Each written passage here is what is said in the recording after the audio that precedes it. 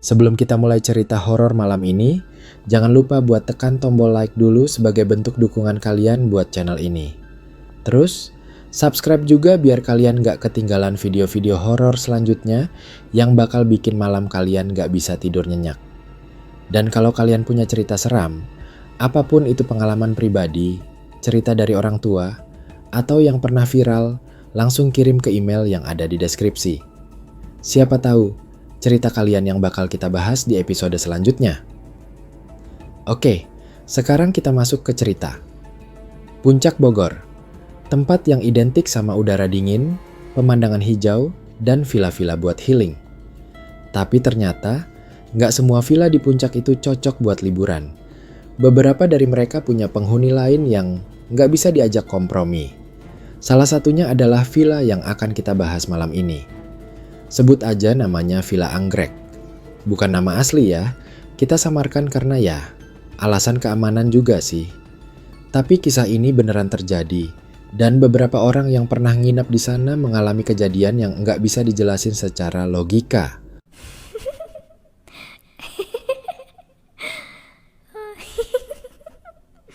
Jadi ceritanya, villa ini dulunya sempat viral di media sosial. Bukan karena desainnya yang unik atau fasilitasnya yang keren, tapi karena ada satu review di situs booking online yang bunyinya gini. Villanya nyaman, view-nya keren. Tapi tolong buat pengelola, perempuan berbaju merah yang suka nangis di kamar mandi, tolong jangan ganggu kami lagi ya. Kami bayar untuk liburan, bukan buat dikejar-kejar mimpi buruk. Awalnya banyak yang kira itu review bercanda. Tapi anehnya, setelah itu mulai muncul review serupa. Beda orang, beda akun, tapi polanya sama. Suara tangisan, perempuan berbaju merah, dan kejadian-kejadian aneh lainnya.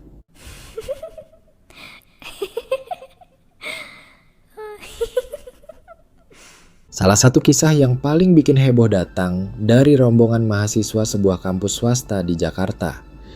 Mereka nyewa villa ini buat acara internal himpunan jurusan. Rencana awalnya sih simple, 2 malam 1 hari, isi kegiatan santai, games, tukar kado, dan pastinya barbekyuan di malam terakhir. Mereka datang rame-rame, sekitar 15 orang. Cewek cowok, sebagian besar anak semester akhir yang emang butuh refreshing banget sebelum skripsi mulai menghantui. Pas awal datang, villa kelihatan biasa aja. Nggak terlalu mewah, tapi luas dan adem banget. Dari luar, nggak ada yang aneh. Pemandangan ke arah kebun teh, suara serangga malam, dan udara dingin yang ngebuat mereka langsung nyalain jaket. Malam pertama berjalan lancar.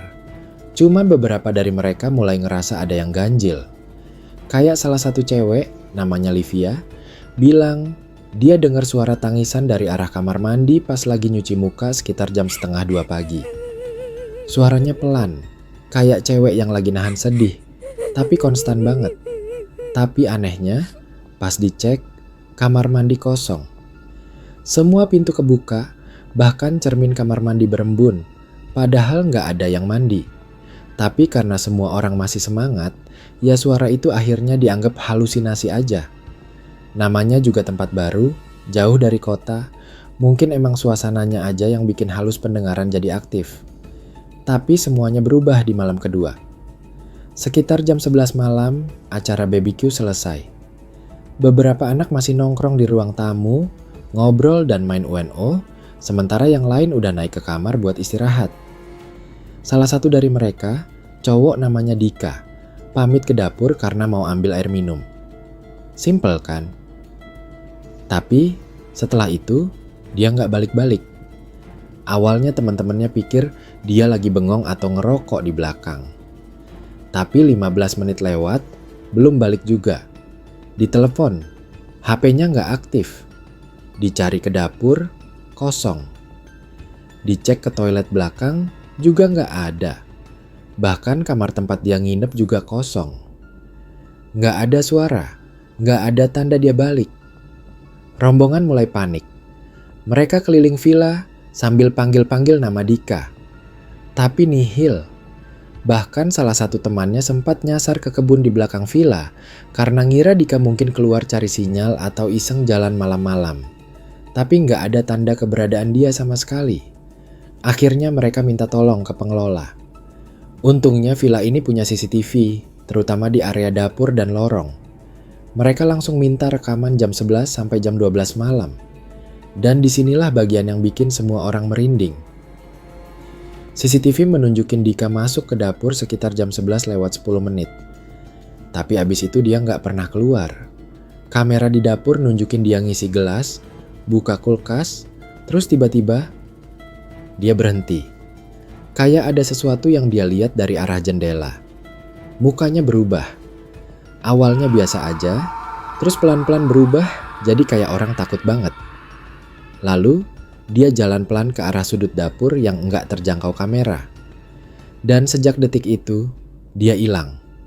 Nggak ada gambar dia keluar dari dapur. Tapi rekaman selanjutnya nunjukin sosok lain. Sosok perempuan. Jalan pelan banget, kayak melayang. Rambut panjang nutupin sebagian wajah. Bajunya merah panjang, lusuh, dan basah kayak habis kehujanan. Tapi yang paling serem, wajahnya kabur. Bener-bener kabur. Bukan karena kualitas kamera, tapi kayak beneran diselimutin kabut. Nggak bisa dilihat jelas. Nggak ada mata. Nggak ada hidung. Cuma bayangan kosong. Perempuan itu masuk ke dapur, lalu kamera langsung gelap selama 3 detik. Begitu nyala lagi, dapur udah kosong. Esok paginya, polisi dipanggil. Mereka anggap ini kasus orang hilang. Semua area villa dan sekitar kebun dicariin. Nggak ada hasil.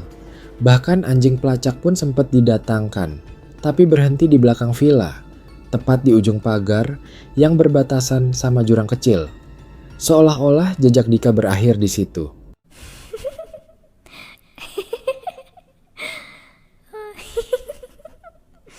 Villa itu punya 3 kamar tidur. Dan kamar yang paling besar katanya dulunya dipakai sebagai kamar utama oleh pemilik villa. Tapi setelah istri si pemilik bunuh diri di kamar mandi dalam kamar itu jarang dipakai lagi. Waktu villa dijadikan tempat sewa, kamar itu jadi rebutan karena luas.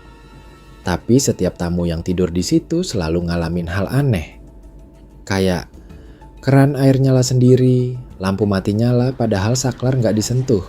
Sampai suara bisikan dari lemari baju. Ada satu cerita dari pasangan suami istri yang nginep di kamar itu. Mereka lagi nonton film di kasur, tiba-tiba dengar suara ketukan dari dalam lemari. Mereka kira itu tikus atau hewan kecil. Tapi pas dibuka, nggak ada apa-apa. Yang bikin serem, mereka nemu boneka kecil dengan baju merah duduk manis di pojokan lemari. Masalahnya, mereka nggak pernah bawa boneka.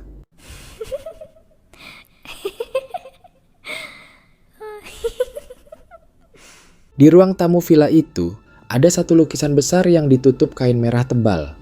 Pengelola villa bilang, "Jangan dibuka ya, udah instruksi dari pemilik langsung." Tapi manusia tuh kan, makin dibilang jangan, makin penasaran. Salah satu tamu, seorang vlogger, diam-diam buka kain itu pas malam hari, buat konten. Tapi dia langsung nyesel. Lukisannya adalah potret seorang perempuan dengan ekspresi kosong. Matanya kayak bolong. Dan yang bikin bulu kuduk naik, mata lukisan itu ngikutin gerakan si vlogger kemanapun dia pergi. Setelah malam itu, si vlogger ngalamin gangguan parah. Dia sakit selama seminggu, mimpinya selalu sama. Dia duduk di ruang tamu villa, ngelihatin lukisan itu. Dan perempuan dalam lukisan itu tiba-tiba tersenyum.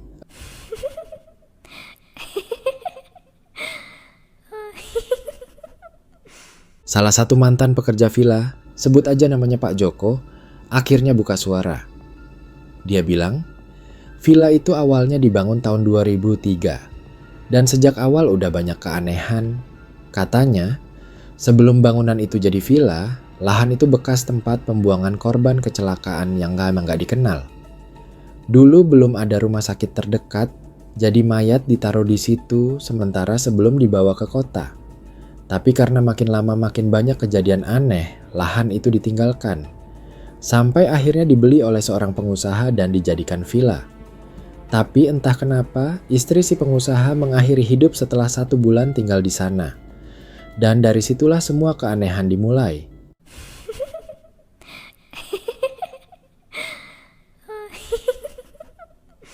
Beberapa kali villa ini coba dibersihkan secara spiritual. Pernah didatangkan paranormal, bahkan kiai dari 3 kota. Tapi tiap kali mereka mulai ritual, lampu langsung mati, hujan turun tiba-tiba, dan seringkali ada suara perempuan tertawa dari atas plafon. Salah satu kiai bahkan sempat kerasukan. Dia teriak pakai suara perempuan, "Kalian semua tamu, ini rumahku, aku nggak mau pergi." Villa ini sekarang udah nggak disewakan lagi secara umum. Tapi katanya, masih ada pihak-pihak tertentu yang bisa akses dengan rekomendasi langsung dari pemiliknya. Bahkan, beberapa produser film horor Indonesia sempat nyoba survei lokasi buat syuting. Tapi semuanya mundur tanpa alasan jelas. Jadi, berani nginep di Villa Anggrek? Kalau kalian punya cerita seram lain soal villa, hotel, atau tempat nginep manapun di Indonesia, langsung aja kirim ke email yang ada di deskripsi ya. Siapa tahu cerita kalian bisa jadi konten kita selanjutnya. Jangan lupa like video ini kalau kalian suka cerita horor kayak gini. Dan subscribe channel ini supaya kalian gak ketinggalan video horor, misteri, dan kisah nyata lainnya tiap minggu. Hati-hati kalau lagi liburan. Karena gak semua tempat liburan itu ramah buat manusia.